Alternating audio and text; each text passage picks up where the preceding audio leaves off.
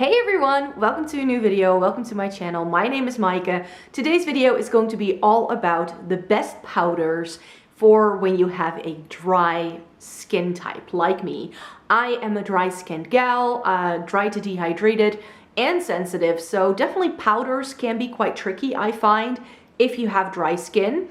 Mainly for the reason that it can really make your skin look even drier than it already is. It can emphasize texture, can make your makeup look very cakey, especially in the areas where you are a bit more dry.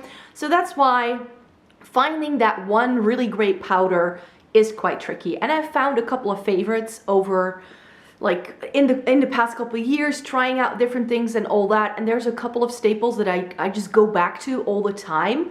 So I decided to just throw them all into one video and talk to you about it. So there's 6 powders here today. 3 of them are pressed, 3 of them are loose, depending on what you might be looking for. I've got a couple of favorites in both of those categories. And I also try to make sure I have a blend of some more affordable products as well as some more high-end products. So there's a little bit of for everyone here, hopefully. I do have to say that because I have dry skin, I find that if you want a powder to do more than just mattify your makeup, that the drugstore is probably not the best place to look for powders. I find that in the more like mid to high-end section, going up to luxury, that is where you find the powders that really work best, I feel. But that doesn't mean that the drugstore doesn't have some good options. So that's why we're sharing those. Let's just start with pressed powders first, because that's, I think, what I use the most. The powder I am currently using, I'm not wearing it on my face today because I had to try out lots of other makeup to take pictures of, so I do apologize for not wearing it, but this is the powder that I've been wearing in most of my videos in the past couple of months, and that is the Too Faced Primed and Poreless Pressed Powder. And you will see when I show you this, this has major pan. This is, I think, my 3rd one of these, and this is a very finely milled powder. And I remember that this was a powder I didn't hear anybody talking about. And then one day, it was a trip to New York, and there was this Too Faced guy at Sephora going like, hey, can I do your makeup? Yeah, sure. And of course, they're doing that sort of thing to try and sell product. So he was like, okay, are there any products you would like to take home? And I was so impressed with how nice this looked on my skin. It was amazing. And this is, like I mentioned, super finely milled. So you do run through this quite quickly, and for how expensive this is, I think it retails for around the €30 mark. I do feel that's a little bit too quickly. Like, I'm getting a good use out of it as well, but I used to use more like a flat brush to apply powder with, and then I went through this in like 2 months. Now I've been using it for close to 3, but as you can see, I'm very close to using all of it up. This is what it looks like. It is something that I would recommend you use with like a very sort of fluffy sort of brush to really sort of dust it all over your face. And what I also find happens with this powder a lot is once it hits pan, it's really quickly to, like very easy to expand it, because the powder, because it is so finely milled, just kind of breaks off in places as well. So this can be a little bit messy, and especially when you get to that like ring. This is also another powder that I would recommend pressing again, because it will just not have the same qualities. I'm not sure what it is about this powder, but I find that when I wear this, my skin looks flawless, it's airbrushed, it makes my makeup wear throughout the day a lot better if I don't wear powder, but it also doesn't make it look cakey and gross. So this is the powder for me. This is definitely one I would like to repurchase again once this is done. Now, if you're feeling like spending a little bit more, then I can also highly recommend buying yourself one of these. This is the Hourglass Ambient Lighting Powder. This is the one that I have in Radiant Light, which actually on me is more of a bronzer because this is the darkest shade that they do. But I have this in Diffused Light, which I used up, so I don't have that anymore, but I do have this powder. And this is just a great powder. And one of the reasons why I would still recommend this as well is that even though you pay a lot more, I think these powders retail for close to €50, which is insane. But this does come with, I think it actually comes with more product than this one. And it also takes a lot longer to use this up. I think the one I had, I started using it in like February, and then I used it until September or October before I used it up. So I got over 6 months of use out of that powder. So I do feel that you don't go through it in like 2 or 3 months like you do with the Too Faced one. And I know that these are like marketed as finishing powders rather than setting powders. But I think that if you have dry skin, then something more luminous and less mattifying, you could say, is just a lot prettier on your skin. These powders are super lightweight, you only need a little bit, and because it has that glow, it never makes your face look overly powdery, I find.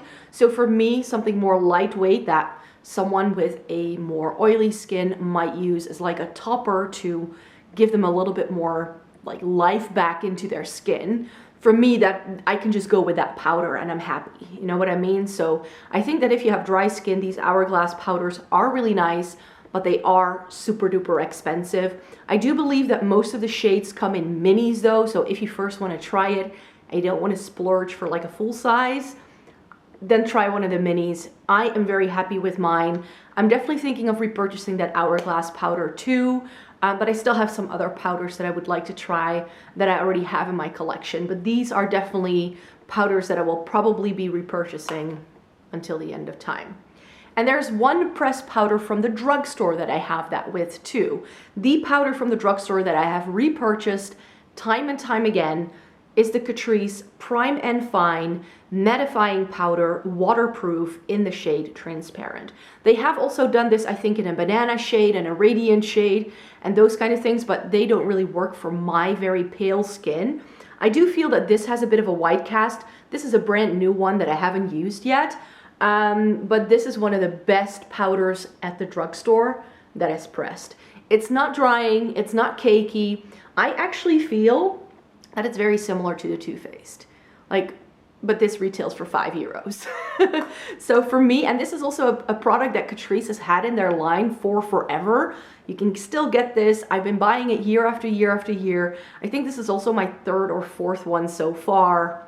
I just love this stuff. It never looks really dry and cakey. It's not too mattifying, even though it does say that in the name, but it just has a really nice finely milled texture. And I think that if you are on a budget and you don't want to splurge Hourglass money, like the Hourglass one is 10 times more expensive than this one is. So if you're on a budget and you want a good powder, but you do have dry skin, this is the only one I've tried at the drugstore that truly works for me. And then we have 3 loose powders. And here again, for drugstore, I have to go with Catrice's Nude Illusion Loose Powder. This is it again in the Transparent Matte shade. This powder is also available in a banana shade. I'm not sure if they're still doing it, and also in a radiant shade. But this is one for like the longest time. This had been the only loose powder I had tried that I loved. And so because I had only tried this, and of course you have the very popular like Laura Mercier and the Hourglass, and like there's all these like cult loose powders, I feel. So last summer I actually decided to put 6 other loose powders to the test against this one. So I shot like little clips of where I'm wearing it throughout the day and like a wear test with what it does on my skin.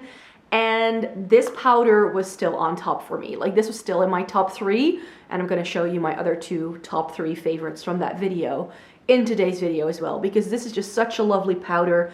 Like the pressed one by Catrice, this is very cheap and cheerful. It's less than €5. It has, I'm not sure if this one, no, this is not a brand new one, but it doesn't have a sifter or anything that's super messy, which I also appreciate. Like loose powder can get so messy.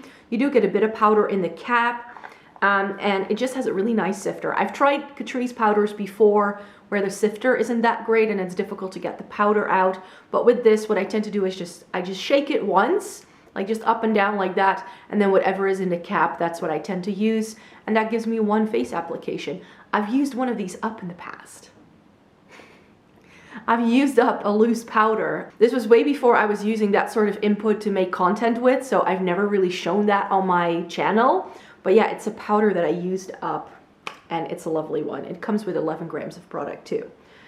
And then for my other 2 favorites in that video that I just mentioned, I think my number 3 was the Hourglass Veil powder.